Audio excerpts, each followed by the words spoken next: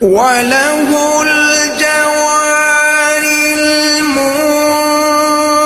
المنشآت في البحر كالأعلام فبأي آلاء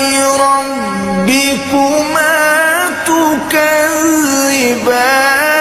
كل من عليها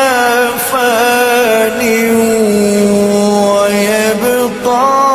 وجه ربك ذو الجلال والإكرام